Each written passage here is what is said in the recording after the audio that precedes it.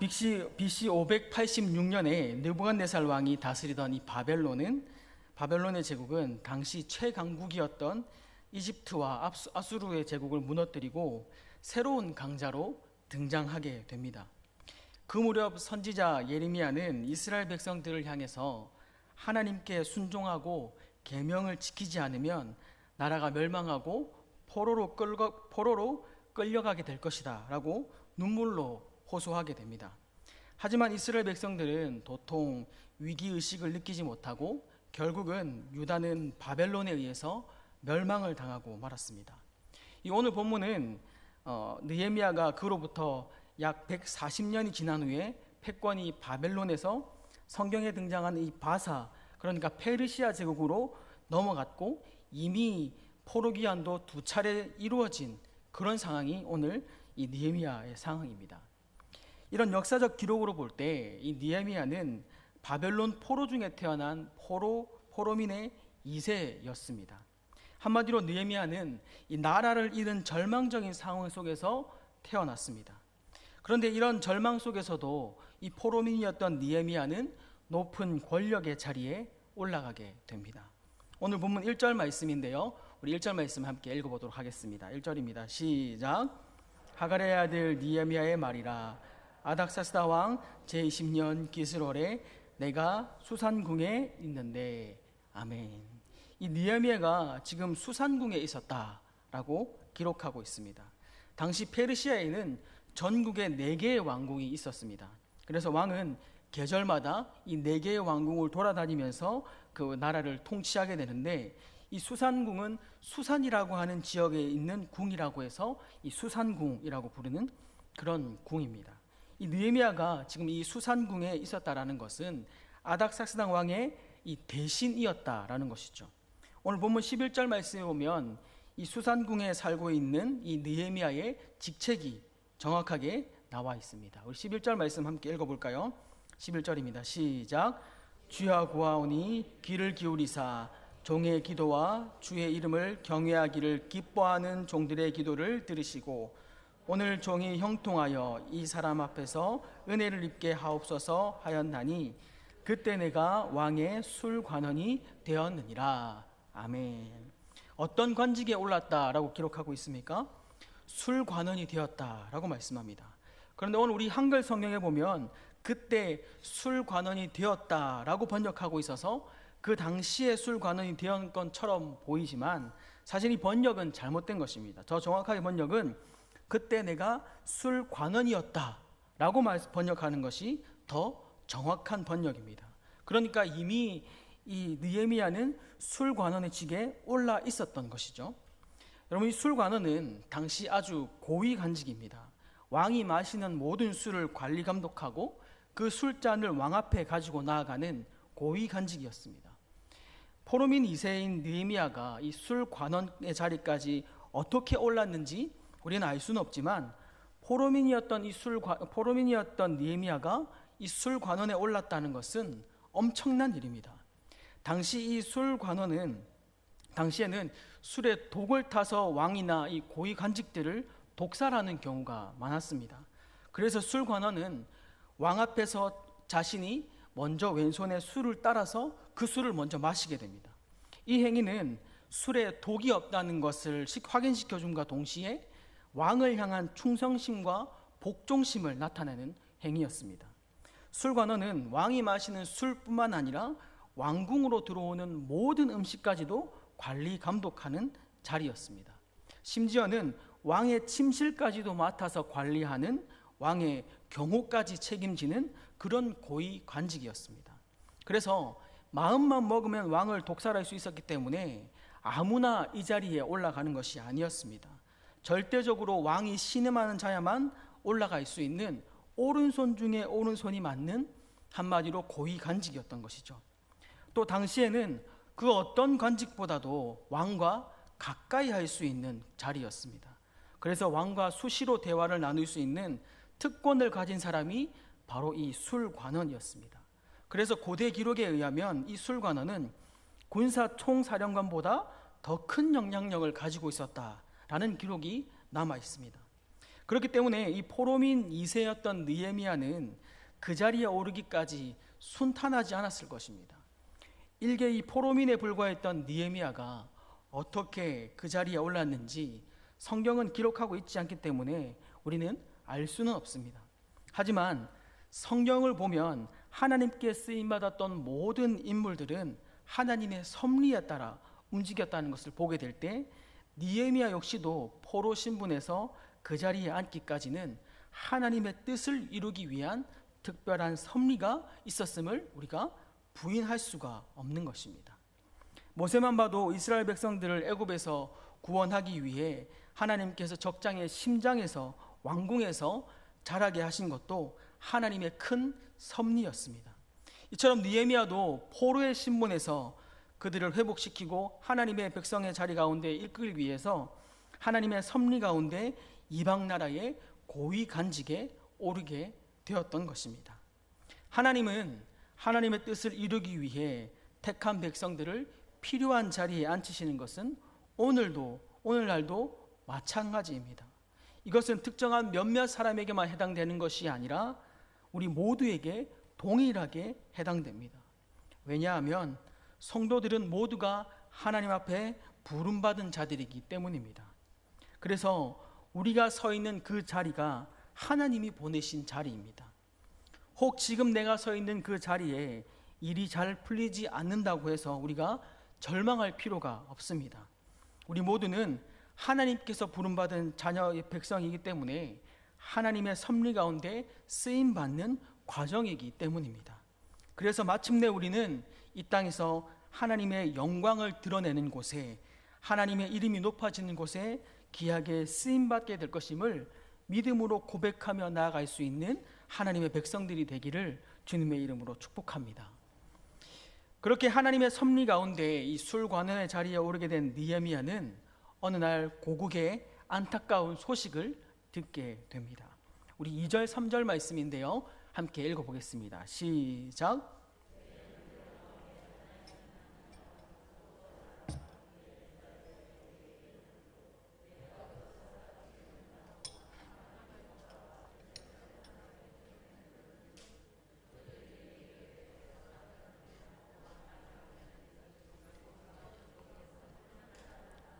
능력을 받으며 예루살렘 성은 허물어지고 성은 불탔다 하는지라. 아멘. 어느 날 느헤미야는 그의 형제로부터 슬픈 소식을 듣게 됩니다. 이 고향 땅인 예루살렘에 귀환한 백성들이 환난과 능욕을 당하고 이 예루살렘 성은 파괴되고 성문은 불타버렸다는 그런 충격적인 이야기를 이 느헤미야가 듣게 됩니다. 본래 이 예루살렘의 성의 이름은, 별명은 평화의 성이라는 뜻을 가지고 있습니다. 그런데 보다 더 깊은 뜻이 있습니다. 오늘 본문 9절 말씀에 기록되어 있는데요, 우리 9절 말씀을 함께 읽어보겠습니다. 9절입니다. 시작. 만일 내게로 돌아와 내 계명을 지켜 행하면 너희 쫓긴 자가 하늘 끝에 있을지라도 내가 거기서부터 그들을 모아 내 이름을 두려고 택한 곳에 돌아오게 하리라 하신 말씀을 이제 청하건대 기억하옵소서. 아멘.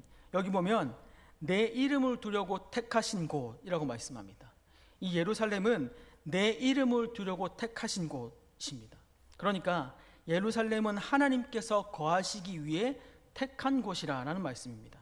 그런데 그곳이 지금 황폐해졌다라는 그 소식을 듣고 느헤미야는 큰 충격에 빠지게 된 것입니다. 충격적인 소식을 듣고 느헤미야는 곧장 가장 먼저 하나님 앞에 기도하게 됩니다. 우리 본문 4절 말씀인데요, 함께 읽어보겠습니다. 4절입니다. 시작. 내가 이 말을 듣고 앉아서 울고 수일 동안 슬퍼하며 하늘의 하나님 앞에 금식하며 기도하며. 아멘. 예루살렘의 소식을 듣고 수일 동안 금식할 정도로 이 느헤미야는 괴로워했습니다. 사실 느헤미야 입장에서 따져보면 왕을 가장 가까이 섬기면서 국사를 함께 논하고 매우 존경받는 자리에 있었기 때문에 이 예루살렘이야 어떻게 되든 조금도 아쉬울 것이 없는 사람이었습니다. 망해버린 조국의 어려움이 처하던, 성이 파괴되던 불이 타든 이 느헤미야와는 아무런 상관이 없었습니다. 오히려 이 느헤미야는 당시 권력의 핵심 부위에 있었기 때문에 어떻게 이 권력을 계속 유지할 것인가, 어떻게 권력을 잡을 것인가, 여기에 초점을 맞추어야 할 때였습니다. 당장 권력의 핵심의 자리에서 그 자리를 지켜야 하는 느헤미야는 수천 킬로나 떨어져 있는 조국의 사정을 중요하게 여길 때가 아니었습니다. 그런 느헤미야는 자신의 권력과 안위와 모든 것을 제쳐두고 자신의 고국에 관심을 가졌습니다. 단순하게 관심을 가진 것뿐만 아니라 수일 동안 슬퍼하고 금식하며 하나님 앞에 기도했습니다. 4절 말씀에 보면 울고라는 이 단어는 단순하게 눈물을 흘리는 정도가 아니라 애통하고 비탄한 심정으로 통곡할 때 쓰는 단어입니다. 느헤미야는 권력과 부와 안정된 모든 것을 갖춘 아쉬움이 없는 편안한 자리에 있었음에도 불구하고 그보다 민족을 두고 가슴 치는 애통함으로 괴로워하며 눈물을 흘렸습니다. 오늘 우리에게도 이런 눈물이 있어야 합니다. 나라를 보며 애통하는 마음, 애통하는 눈물이 우리에게 있어야 합니다. 눈물이 우리에게 회복되어야 합니다. 오늘날은 눈물이 말라버린 시대인 것 같습니다. 예전 저희 할머니 연배들의 그 신앙의 선배들을 생각해 보면 눈물이 마르지 않았던 것 같습니다. 참 할머니 때 우리 신앙의 선배들은 눈물이 많으셨습니다. 찬양을 부르다가도 말씀을 듣다가도 그렇게 눈물을 흘리시고 또 기도할 때도 눈물이 마르지 않던 그런 신앙의 선배들이었습니다. 하나님 앞에 비탄한 심정으로 애통하며 또 교회와 나라와 민족을 위해서 늘 눈물의 기도가 있었습니다. 돌아가신 저희 할머니께서도 명절날 다 같이 모여서 식사 기도를 할 때 보면 꼭 그렇게 눈물을 흘리시면서 기도했던 그 모습을 지금도 잊혀지지가 않습니다. 물론 단점은 식사 기도가 너무 길어서 그걸 다시 데워야 한다는 그런 단점이 있었기도 하지만 그래도 눈물을 흘리면서 나라와 민족과 또 자녀들을 위해서 자녀들 손자까지 이름을 불러가면서 기도했던 그 기도가 오늘의 제가 여기에 있는 건 아니겠습니까? 바라건대 우리가 눈물이 마르지 않는 신앙이 되기를 소망합니다. 애통하는 마음으로 교회와 나라와 민족을 위해 늘 눈물로 기도할 수 있는 성도가 되기를 소망합니다. 느헤미야는 그렇게 고국의 슬픈 소식을 듣고 하나님 앞에 눈물로 호소하며 무릎을 꿇고 하나님 앞에 금식하며 기도하며 나아갔습니다. 당시 느헤미야가 섬기고 있던 이 아닥사스다 왕은 고대 근동뿐만 아니라 세계에서 가장 힘이 있던 당시의 나라였습니다. 이 아닥사스다 왕의 영향력의 힘이라면 고향에 돌아가서 성전을 건축하고 성벽을 세우는데 아무런 문제가 되지 않았습니다. 또 느헤미야는 왕의 가장 신뢰를 받는 오른팔이었기 때문에 느헤미야가 청한다면 왕이 도와주지 못할 이유도 없는 신분이었습니다. 그러나 느헤미야는 왕에게 먼저 도움을 요청하지 않았습니다. 문제를 해결한다시고 자기의 지위나 경험이나 지식 따위를 의지한 것이 아니라 가장 먼저 문제를 들고 하나님 앞으로 나아갔던 것입니다. 이것은 하나님의 방식으로 문제를 해결하겠다는 느헤미야의 믿음이었습니다. 민족의 미래에 가장 본질적으로 영향을 줄 수 있는 하나님 앞에 나아가서 왕의 마음을 움직여 달라고, 왕의 마음을 역사해 달라고 하나님 앞에 눈물로 기도로 호소한 것입니다. 느헤미야는 이스라엘 민족에서 가장 영향력 있는 존재가 누구인지 알았고 사람의 마음을 움직이는 것보다 하나님이 움직일 때 모든 것이 가능하다는 것을 믿고 구하던 자였습니다. 이것이 기도의 비밀을 아는 사람의 모습입니다. 느헤미야는 기도의 능력을 알고 기도의 능력을 믿는 사람이었습니다. 바라건대 우리의 모습이 경험과 지식과 인맥을 찾는 것이 아니라 느헤미야처럼 기도의 능력을 알고 하나님 앞에 먼저 엎드려 기도하는 기도의 능력을 믿고 구하는 성도가 되기를 주님의 이름으로 축복합니다. 이 말씀을 준비하면서 한 가지 이야기가 생각이 났습니다. 제가 군대에 있을 때 신학생이었기 때문에 군대에서 군종병으로 활동을 했습니다. 근데 교회를 출근하는 군중병이 아니라 이 독립대대였기 때문에 대대 안에서 군종병 활동을 하면서 좀 이렇게 힘든 친구들 상담도 해주고 또 관심병사들을 좀 이렇게 관리해주는 그런 일을 병행했었습니다. 제가 병장 때쯤이었는데요. 이제 주일에 교회를 가려고 하는데 당직 사관이 다음 날 월요일 아침에 중요한 검열이 있기 때문에 오전까지 오늘 주일 오전까지 모든 것을 다 마무리하라고 지시를 내리고는 교회를 못 가게 하는 겁니다.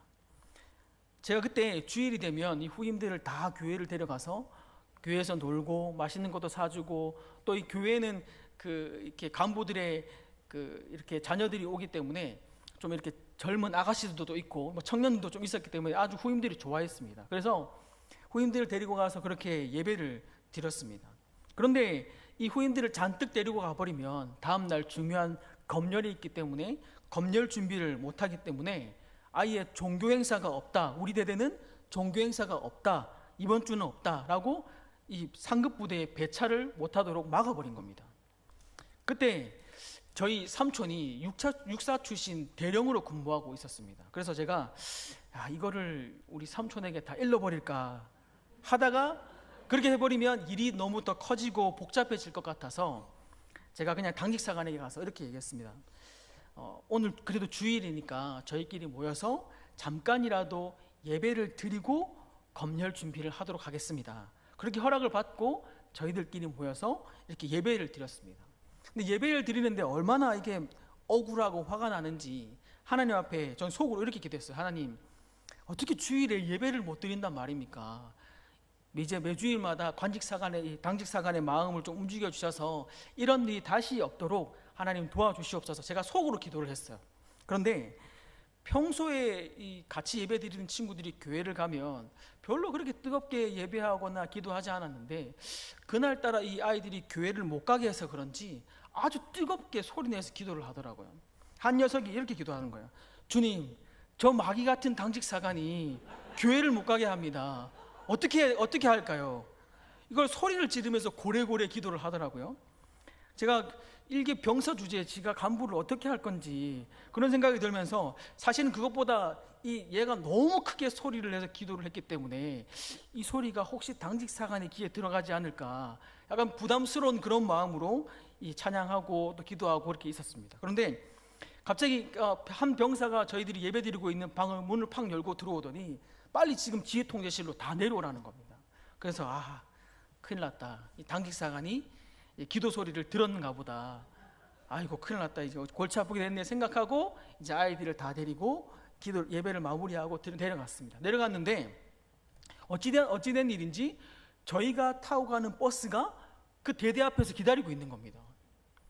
알고 보니까 어떤 일이 있었냐면 우리가 드리러 가는 그 교회에 사단장님의 아들이 있는데 아들이 신학생입니다.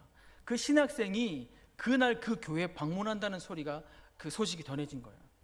그랬더니 이 소식이 떨어지고 난 다음부터는 배차를 오지 않는 하지 않는 부대별로 다시 다 버스를 보내서 다시 다 예배 드리러 오라고 하는 겁니다.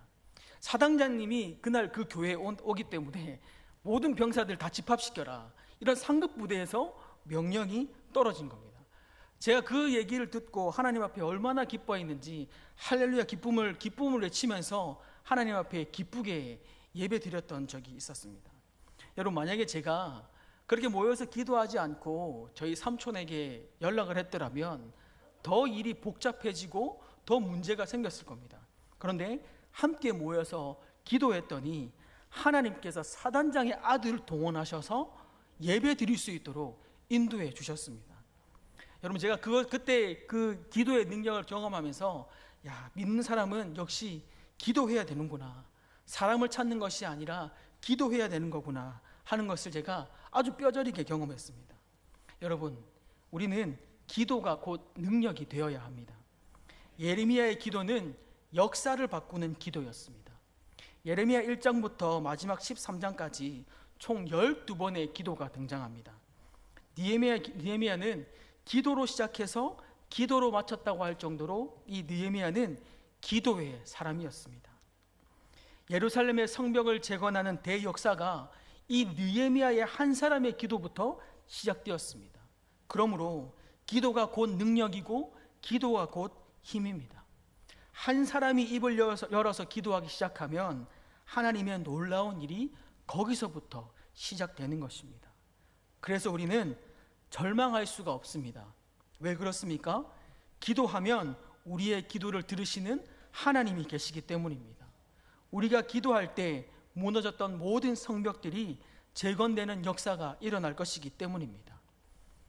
이것이 느헤미야가 하나님 앞에 쓰임받을 수 있었던 이유입니다. 사랑하는 성도 여러분, 오늘 우리의 삶이 이런 느헤미야와 같은 삶이 되기를 소망합니다.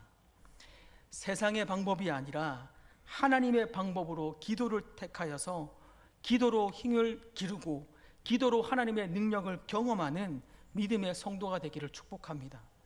그리하여서 이 나라, 이 땅에서 하나님의 영광을 드높이는 데 쓰임받는 저와 여러분들이 되기를 주님의 이름으로 축복합니다.